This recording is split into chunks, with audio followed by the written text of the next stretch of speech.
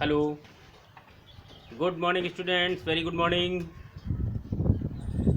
बच्चों। आज फिर से क्लास फर्स्ट ईयर चैप्टर सरल लेखा इसको लेके आपके सामने उपस्थित हुआ हूँ। मैं Deepak Gupta. Welcome to DK online classes में। ओके, तो देखिए, कल मैंने जो आपको बताया था उसमें बताया था मूल बिंदु का स्थानांतरण या मूल बिंदु का परिवर्तन। और उसके पहले वीडियो में मैंने आपको बताया था जो कक्षा 9 या 10 में आपने निर्देशांक ज्यामिति पढ़ी थी उससे रिलेटेड फार्मूले। उसके बाद में मैंने बताया था रेखा की प्रवणता m बराबर tan थीटा।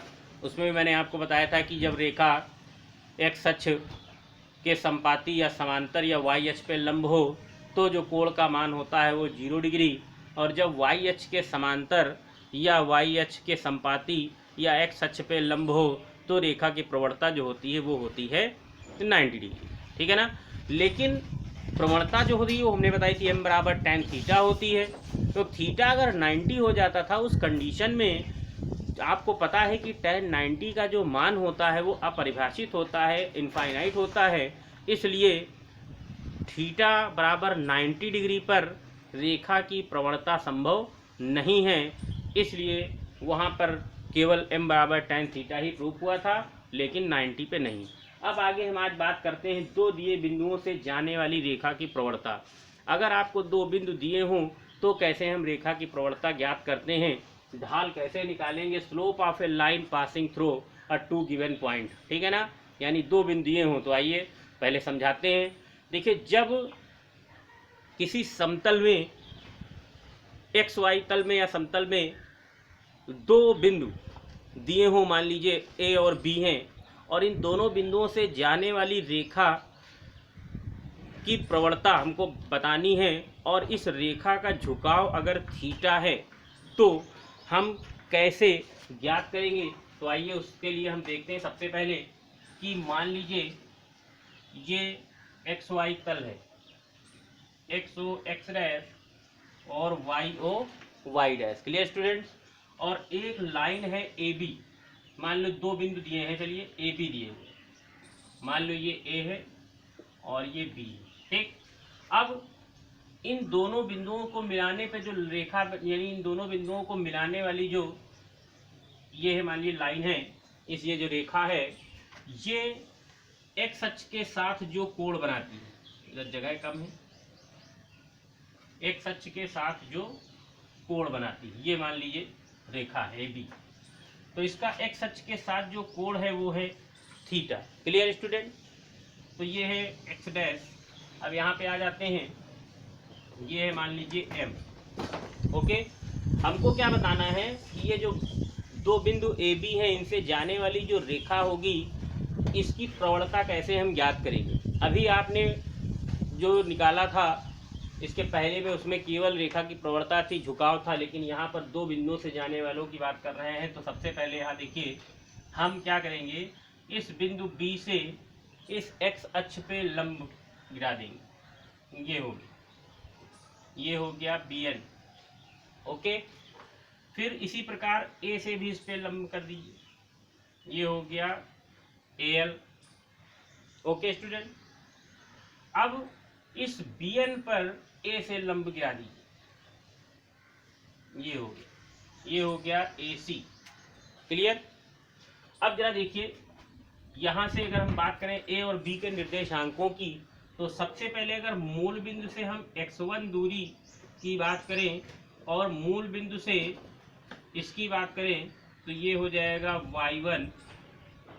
तो इस a के निर्देशांक बने x1, y1। क्लियर। इसी प्रकार अगर मूल बिंदु से x2 दूरी हम तय करेंगे और फिर y अक्ष पे हम y2 दूरी तय करेंगे तो जो b के निर्देशांक होंगे वो x2, y2 होंगे। Okay students. तो a के निर्देशांक x1, y1, b के निर्देशांक x2, y2 हैं, और हमको इस रेखा की प्रवणता बतानी है, इस दो बिंदुओं से जाने रेखा की प्रवणता या ढाल बतानी है। तो क्या करेंगे, सबसे पहले देखिए यहाँ पे आपको त्रिभुज नजर आ रहा है, तो सबसे पहले हम त्रिभुज की बात करते हैं। तो देखिए लिखेंगे चूंकि त्रिभुज ए सी बी और त्रिभुज ए सी बी और एम एन बी में ओके। जरा देखिए ध्यान से क्या हुआ, यहाँ पर कोण सी बराबर है इस त्रिभुज के कोण एन के बराबर, ये है प्रत्येक 90 डिग्री। Clear student. फिर इसके बाद देखिए जो हमारा कोण बी है ये, तो कोण बी इज इक्वल टू कोण बी, ये उभयनिष्ठ कोण है, यानी दोनों त्रिभुजों में मिल रहा है। तो जब किसी त्रिभुज के दो कोण बराबर होते हैं तो आपको पता है तीसरा बराबर हो जाता है, तो इसलिए कोण बी ए सी बराबर हो जाएगा बी एम एन के, वो बराबर थीटा के, ठीक है ना। ये हो जाएगा क्योंकि ये त्रिभुज का कौन सा कोण है, ये त्रिभुज का तीसरा कोण है। क्लियर स्टूडेंट, त्रिभुज का तीसरा कोण, तो इसलिए त्रिभुज ए सी बी समरूप हो जाएगा एम एन बी के। कौन सी प्रॉपर्टी, ए समरूपता। और जैसे ही दोनों त्रिभुज समरूप हो गए आप तुरंत बता दीजिए कि ये कोण जब थीटा हो गया, बस इस त्रिभुज में ले लीजिए तो लिखेंगे, इसलिए चित्र में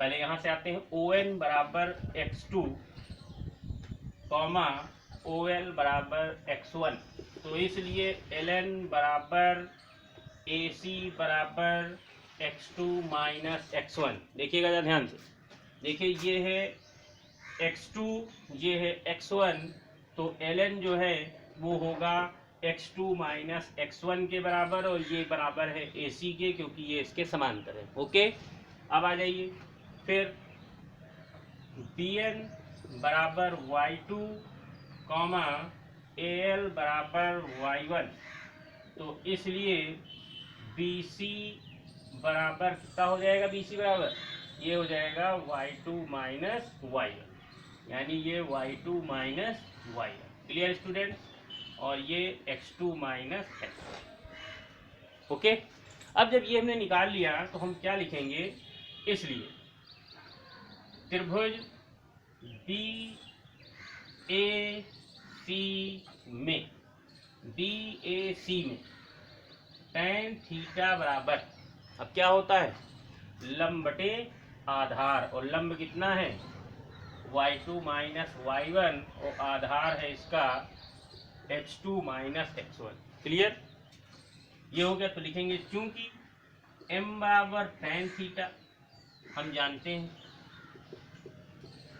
ओके, तो इसलिए m बराबर tan थीटा बराबर y2 माइनस y1 बटे x2 माइनस x1, या इसको हम लिख सकते हैं m बराबर y2 माइनस y1 बटे x2 माइनस x1। ये होती है बच्चों दो बिंदुओं से जाने वाले रेखा की प्रवणता, या दो बिंदुओं से जाने वाली रेखा की ढाल, slope of a line passing through two given points. Okay, clear. चलिए नेक्स्ट आ जाते हैं। अब आगे बहुत ही इंपॉर्टेंट फार्मूला है, इस पे क्वेश्चन बहुत मिलेंगे आपको, तो कहिए तो एक क्वेश्चन हम बता दें एग्जाम्पल के तौर पे। ठीक, देखिए क्वेश्चन देख लीजिए, जैसे कहेगा दो बिंदुओं 3,2 व -2, -1 से जाने वाली रेखा की प्रवणता ज्ञात कीजिए। ओके, दो बिंदुओं 3,2, -2, -1 से जाने वाली रेखा की प्रवणता ज्ञात कीजिए। तो लिखेंगे क्योंकि x1 बराबर 3, x1 y1 x2 y2 जैसे मानते थे, और x2 बराबर -2, y1 बराबर 2 और y2 बराबर -1, तो x1 y1 x2 y2। Clear. तो चूंकि m बराबर होता है y2 minus y1 upon x2 minus x1, value put कर दीजिए। y2 है -1, y1 है 2 अपॉन y2 है हमारा -1, y1 है 2, x2 है 3, x2 है आपका -2 और ये है -3। तो 2 और 1 -3 और माइनस का 5, माइनस माइनस काट दीजिए, 3/5। Clear students.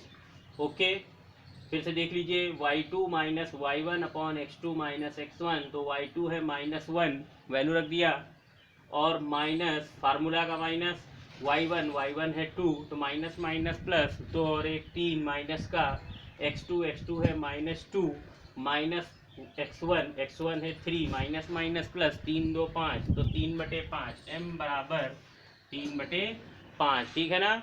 हम कभी कभी tan थीटा भी लेते हैं, कभी कभी इस तरह भी करते हैं। tan थीटा बराबर अगर कहें तो 3/5, तो थीटा बराबर tan इनवर्स 3/5। अगर हम कहेंगे कोण बताइए तो कोण इतना होगा, वरना प्रवणता ये होगी। ओके, बात समझ में आ गई स्टूडेंट्स। चलिए नेक्स्ट आते हैं। अब जो हेडिंग होगी, अगली हेडिंग है, इम्पोर्टेंट है। अगली हेडिंग हो जाएगी आपकी समांतर रेखाओं की प्रवणता। दूसरी हेडिंग है समांतर रेखाओं की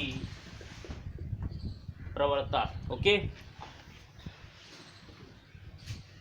रेखाओं की प्रवणता, slope of parallel line.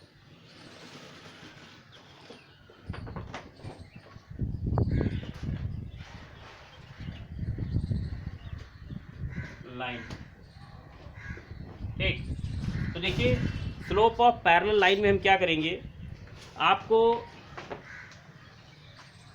X Y तल में दो लाइनें दी होंगी, ये देखिए, और दोनों समांतर होंगी। मान लीजिए दो समांतर, देखिए सीधी नहीं होंगी, कुछ समांतर ऐसे होंगी। ये है X O X dash, Y O Y dash. Clear student. तो मान लीजिए ये लाइन है L1 और ये है L2, या इसको MN मान लीजिए, M है और ये N है। तो इनका जो कोण होगा, आपको पता है एक्स अक्ष की धनात्मक दिशा में जो हम वामावर्त दिशा में घूमते हैं वही कोण होता है। तो ये θ1 मान लीजिए और इसको θ2 मान लीजिए। क्योंकि ये दोनों लाइनें समांतर हैं, इसलिए दोनों के कोण भी क्या होंगे, बराबर होंगे। ठीक है ना, क्योंकि दोनों लाइनें क्या हैं, समांतर हैं। Okay students. तो यहाँ पर आपको करना क्या है, सबसे पहले आप ये देखिए, हम मानते हैं कि माना एक्स वाई तल पर दो समांतर रेखाएं M और N हैं, जिनके बीच का कोण θ1 और θ2 है। ठीक, लेकिन θ1 और θ2 जो है वो 90 के इक्वल नहीं है, क्योंकि अभी हमने बताया था कि 90 अंश नहीं होगा। तो लिखेंगे क्योंकि एक्स वाई तल पर, माना एक्स वाई तल पर दो समांतर रेखाएं M व N हैं, ठीक है ना, जिनके बीच कोण θ1 व θ2 है। क्योंकि θ1 not equal to 90 degree comma θ2 not equal to 90 degree, यानी कि दोनों ही कोण 90 डिग्री नहीं है। ओके, अब दोनों जब समांतर होंगी तो लिख देंगे क्योंकि दोनों रेखाएं क्या हैं, समांतर हैं, तो इसलिए θ1 बराबर क्या हो जाएगा, θ2 हो जाएगा। ओके, क्योंकि अगर ये समांतर है, ये इनकी तिर्यक रेखा है, तो ये दोनों संगत कोण हो गए, और आपको पता है संगत कोण है तो दोनों क्या होंगे, बराबर होंगे। चाहे तो आप लिख दीजिए ये संगत कोण है। ठीक, तो लिखेंगे क्योंकि m बराबर होता है tan थीटा, उसको समीकरण 1 मान लीजिए, m बराबर होता है tan थीटा, तो इसलिए m1 बराबर tan θ1 और m2 बराबर tan θ2। इक्वेशन नंबर 3, तो लिख दीजिए समीकरण 1 2 व 3 से टेन थीटा वन बराबर टेन थीटा टू, तो इसलिए m1 बराबर m2। अतः आपको क्या पता चला कि समांतर रेखा की प्रवणता क्या होती है, प्रवणताएं समान, प्रवणता समान होती है। समांतर रेखा की प्रवणता क्या होती है, समान होती है। ओके स्टूडेंट्स, बात समझ में आ गई। ये हो गया फार्मूला समांतर रेखा की प्रवणता। चलिए ओके, अब आते हैं इसके बाद अगली हेडिंग है दो लंब रेखाओं की प्रवणता। इसको रफ करते हैं, दो लंब रेखाओं की प्रवणता।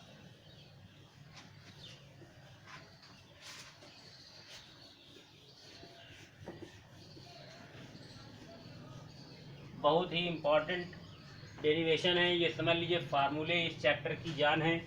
अगर आपने इसको बहुत कायदे समझ लिया तो चैप्टर बहुत ही इजीली हो जाएगा।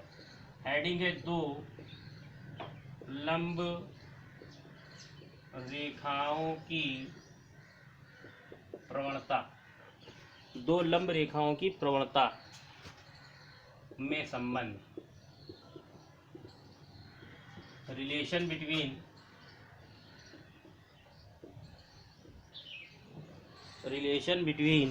the slopes of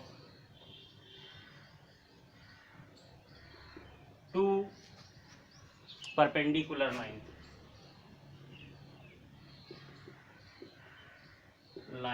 Okay, relation between the slope of two perpendicular lines. Clear student. अब यहाँ पे देखिए, सबसे पहले हम फिर से क्या करते हैं, समतल में x ओ x डैश और y ओ y डैश, इसमें दो परस्पर लंब रेखाएं ले रहे हैं। ये ओके, ये m है और एक n, इनके बीच का कोण 90। ठीक, अब देखिए x अक्ष से झुकाव इसका है थीटा वन और इसका हो जाएगा थीटा टू। क्लियर, ये थीटा वन और ये थीटा टू, ये 90 है तो ये भी हो जाएगा 90। शीर्षाभिमुख कोण आपको पता है। तो यहाँ पर आपको बताना है कि दो लंब रेखाओं की प्रवणता। सबसे पहले हम बात करते हैं कि जब एक्स वाई तल पर दो लंब रेखाएं हमने m और n लिया है और इनके बीच का कोण क्रमशः थीटा वन और थीटा टू है, तो क्या होगा, तो लिखेंगे सबसे पहले, क्योंकि एक्स वाई तल पर दो परस्पर लंब रेखाएं m व n है, ठीक है ना, जिनके बीच का कोण 90 डिग्री, ठीक, तथा रेखाओं का झुकाव क्रमशः थीटा वन व थीटा टू है। क्लियर, तो यहाँ पे देखिए अब हम कैसे निकालेंगे, थीटा वन और थीटा टू है, तो सबसे पहले हम लिखेंगे चूंकि कोण, अब यहाँ जहाँ दोनों काट रहे हैं कोई बिंदु चाहे मान लीजिए, इसको आप P मान लीजिए, ठीक है ना। तो देखिए कोण एम पी एन बराबर कितना है, 90 degree, M P N 90 degree. तो इसलिए थीटा टू बराबर, अब देखिए थीटा टू बराबर कितना हो जाएगा, theta one plus 90। Theta one plus 90 क्यों हो गया, क्योंकि ये शीर्षाभिमुख कोण है, ये शीर्षाभिमुख कोण है, शीर्षाभिमुख कोण। और यहाँ पर कौन सी प्रमेय लग गई, यहाँ पे लग गई बहिष्कोण प्रमेय, बहिष्कोण प्रमेय। आपको पता है किसी भी त्रिभुज का बहिष्कोण अपने दो अभिमुख अंतःकोणों के योग के बराबर होता है। ये 90 हो जाएगा क्योंकि ये भी 90 है, तो ये कोण इन दोनों के योग के बराबर हो गए। क्लियर स्टूडेंट, अब दोनों पक्षों में tan ले लीजिए, दोनों पक्षों में tan लेने पर तो क्या हो गया, tan थीटा टू बराबर tan थीटा वन प्लस 90, ठीक है ना। या इसको हम 90 प्लस थीटा 1 भी कह सकते हैं, 90 प्लस थीटा 1। अब देखिए tan theta 2 is equal to tan 90 plus theta, 90 plus theta दूसरे चतुर्थांश में जाइए और दूसरे में tan निगेटिव होता है, 90 में चेंज हो जाता है, तो माइनस का cot थीटा 1। क्लियर। अब यहाँ पे आ जाइए, tan theta 2 is equal to, इसको लिख सकते हैं -1 upon tan theta 1। Okay, cot theta 1 को लिख सकते हैं tan थीटा 1, और ये tan थीटा 2 हमारा हाई है, तो ये हो जाएगा आपका tan theta 1 into tan theta 2 is equal to -1। ठीक है, तो चूंकि m बराबर क्या होता है, tan थीटा, तो इसलिए इसको समीकरण 1 मान लीजिए। समीकरण 1 से क्या निष्कर्ष निकला कि m1 इंटू m2 बराबर -1। ये आ गया, m1 इंटू m2 बराबर -1, यहाँ लिख देंगे। अर्थात लंब रेखाओं की प्रवणता का गुणनफल क्या होता है, -1 होता है, या -1 के बराबर होता है। Clear students. तो ये आपको हमने आज डेरिवेशन फार्मूलों के बताए हैं, दो लंब रेखाओं की प्रवणता और समांतर रेखा की प्रवणता, और दो दिए बिंदुओं से जाने वाली रेखा की प्रवणता। ओके स्टूडेंट्स, तो ये रहा। बाकी इसके बाद नेक्स्ट डे फिर आगे हम इस पर चर्चा करेंगे। और आप लोग ज़्यादा से ज़्यादा वीडियो को शेयर करिए, लाइक करिए, सब्सक्राइब करिए प्लीज़, तभी हमारा मन भी लगेगा वीडियो बनाने में, तभी पढ़ाने में भी मन लगेगा। तो इसलिए आप लोग लाइक ज़रूर करिए, लाइक बहुत कम हो रही है। Okay students, thank you.